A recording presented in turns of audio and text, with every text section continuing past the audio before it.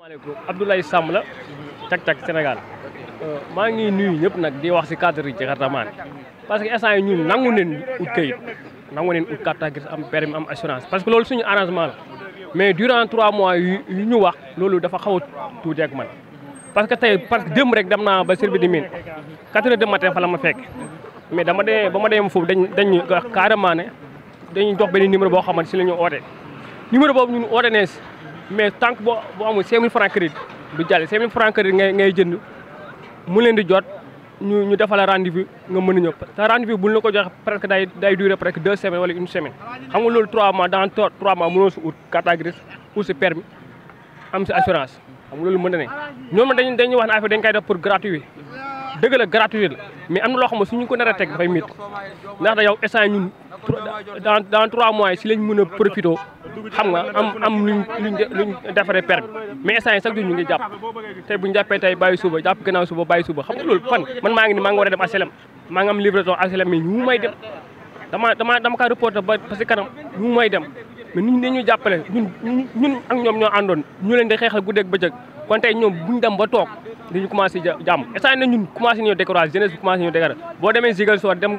Diourbel jeunesse boo yëpp a ngi si kaw tali bi di commencé manifester dañu jàppale nit ñi ñun suñu jakartaay si leen yoree yaa ngi dégg ñun liggéey li nga xam man sama jakartaay bi si laa yor suma lépp instant yi ñëwuma kenn xaluma kenn sama jakartaay bi si lay liggéey talul loolu ñun si liggéey ay doomi Saalum leen si àll bi leen dëkk ñun liggéey moo ñu tax a jóg ñun ay sàcc wala leen taxuñu jóg dóor waar moo ñu tax a jóg moo ñu indi fii nii kon nañu jàppale nit ñi dañu jàppale ñu defal luñ gratuit loolu kese la nangu neen lépp nag mais nag am na yoo xamul mooy loolu day tax ñu siisu Xaadim Ngom yaa ko fa ñu sa xalaat ci décision bi ñu jël nit ñi nañ jël nañ ut ay kayit ndax rafetlu nga loolu. waaw di nuyu Sénégal rek di jégalu ñëpp nag comme li ngeen wax nii rek loolu dafa mënul nekk ndax man mii tey bu ma demee ba yor sama poids lourd ñaan naa yàlla dawali oto faa may dawal moto lii nañ ko teg ci règlement bu leer nañ mais dañ ne dañuy maye 3 mois 3 mois yi motaguñu ñun mënuñoo liggéey dañu toogoon fii ne ndaw yi nañ wuti liggéey ndaw yi wut seen liggéey seeni moto teg te en tout cas bu fi Sonko ak Diomaye buñ fi jógee seen problème yi buñ jógee moto yi ñooy jóg fuñ aw moto yi aw fa te laajuñ essence laajuñ laafo laajuñ entretien laajuñ dara te dañ leen di topp ba à la fin gon buñ yéeg nekkee si dëkk bi lu leen neex ñu bëgg a naan ay kayitu moto man du ma yor sama permis naan damay dawal moto gon ma dawali oto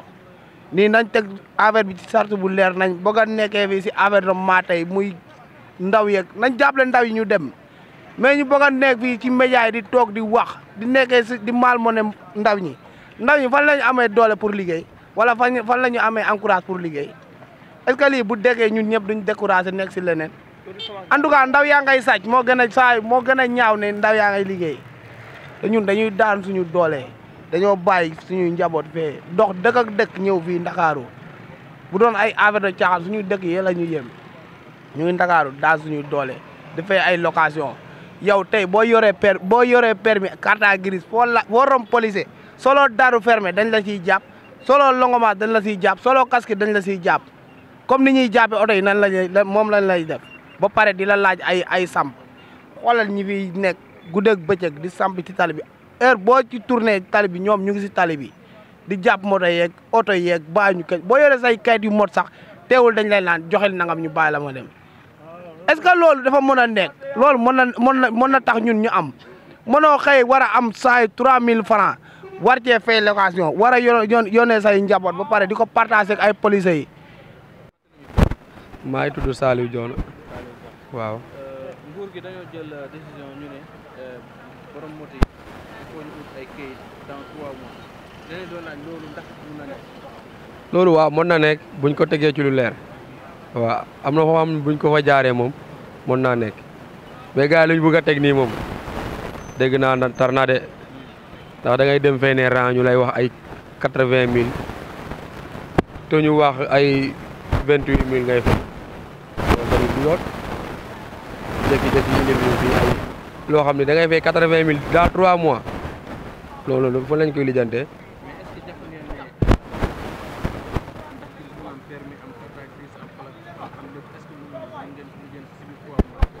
ci biir 3000 loolu mënul nekk loolu moom mënul nekk ndax mënul nekk di lijjante carte grise di lijjante permis bi to ku ne gis nga passement permis nu mu méttee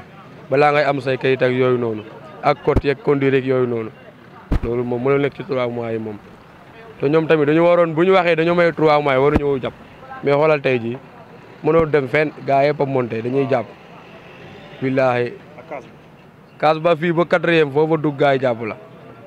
loolu moo dul yoon quoi nañu dimbali ñu liggéey boog liggéey moo tax ñu jënd suñu vélo yi de lu ñu am fii dañu ko yóbbu suñu kër yaay ak suñu kër papa yi